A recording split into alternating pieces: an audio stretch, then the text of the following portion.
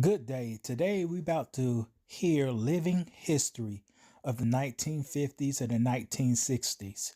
The person speaking is my mom, and I think we need to start documenting some of this information because her generation and the generation before her is slowly or they going to the next stage.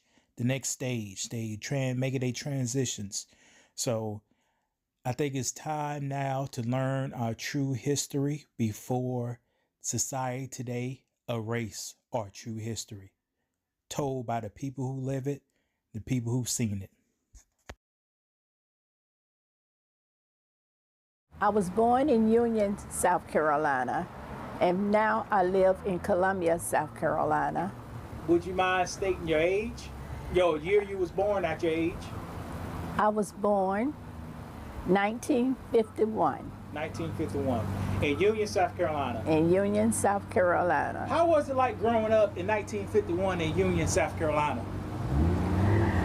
Growing up as a little girl in Union, we did a lot of traveling with my mom. Y'all did a lot. Hold on, traveling in 1950s? Well, my mother had a car, and we would drive to Anderson. Okay. We would drive to Columbia Okay. to see her sisters and brothers. And Mom taught school. Now, when y'all traveling, could y'all spend a night in a hotel? No, we couldn't stay in any hotels Why you couldn't? because of our skin color. What's wrong with your skin color? It's nothing wrong with it because we were black, we are black, and we couldn't stay in hotels. And Mama always packed a lunch when we would go traveling. So you couldn't, so you couldn't stay at hotels, couldn't eat in their restaurants. So y'all didn't make no overnight alone trips, did you? We stayed with family, and we also had to be careful with how much gas we had in the car because some gas stations said white only in Newberry. In Newberry? I did not know that. Racial segregation is a systematic separation of people into racial or other ethnic groups in daily lives. Segregation can involve mandatory separation, use of different institutions such as schools and hospitals. Specifically, it may be applied to activities such as eating in restaurants, drinking from the water fountain, using public restrooms, attending school, going to the movies, riding a bus, renting or purchasing a home, or renting a hotel. Newberry, white only. And today I passed by that area. I said, time has changed. So your mom had to do a lot of planning just to travel locally in the state? Yes, Huh. to go see her sisters. Since she had to do all that planning, was your town segregated when you was growing up? Yes. What kind of things were segregated? We go to the 5 and 10 cent store. You all right? We couldn't buy a milkshake at the counter. Uh-huh. We couldn't buy lemonade at the counter. Okay. We could only buy products and leave the store. We couldn't sit in the store and buy food like other people. Did you go to a segregated school? Yes, I did. So all white people, all black people? All black people. From Okay. first grade to 12th grade. I didn't go to kindergarten. They didn't have kindergarten for black people. They didn't have kindergarten for black people? No. Huh. So how was your school compared to the other white schools? We had hand-me-down books. Hand-me-down And we were books? glad to get those books. We would look and see the names of the children who had the books before us. Uh-huh. They were used books. We never got new books at our schools. Never got new books? Never got new books. And this is elementary, middle, and high school? And high school. So y'all using old raggedy books. We use old books. And your mom, did she work? Yes. And she paid taxes, right? And she taught school. Black folk taxes was used to fund white-only institution, and blacks received leftovers products and services. And she taught school? My mom taught school. And at that time, black teachers didn't make the same thing as white teachers. They didn't? No, they didn't. Huh. Mama didn't make the same thing what the white teachers made. She made less. Did your mom used to complain about it? Yes. She used to go, oh, what she used to say? Yes. What she used to say about that? She said, I know I'm making less, but God gonna make a way. Oh, okay, so y'all believed in God? Yes, we did. Okay. How often y'all used to go to church? We went to church every Sunday. We went to Sunday school. We went to church service. And then after church, you know, you cook your dinner.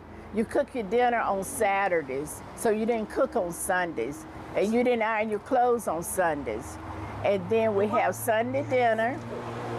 And after Sunday dinner, we'll go window shopping with the family and eat ice cream at the Dario. Then on Sunday afternoon, you had church service to go to on Sunday afternoons. Okay, did y'all have to, okay, since y'all went to church so much on Sunday, did y'all bring some of that church inside your daily life, inside your house? Yes. At school, we had devotion before you start your lessons. You had to say a Bible verse and sing a song. We had devotion every day before we start our school lessons. Okay, devotion every day. So did your mom have you do any Bible lessons inside the house? Yes. We had to learn Bible verses, and sometimes we had to learn Bible verses for punishment if we cut up. If you refused to learn the Bible, what would have happened? You sit there and learn that Bible verse until you have to learn and memorize it before you can move. All right, so you went to church, your school was segregated. Was the grocery stores and the doctor's office, was those segregated too? Yes, the doctor's office, we had a certain room for colored people to sit in and a certain room for white people to sit in. Was your doctors, did you have to see a black doctor? You got to see a white doctor? We could see a white doctor. Okay. But in my town, we had a colored hospital. You had a black color hospital in what town again? In Union, South Carolina.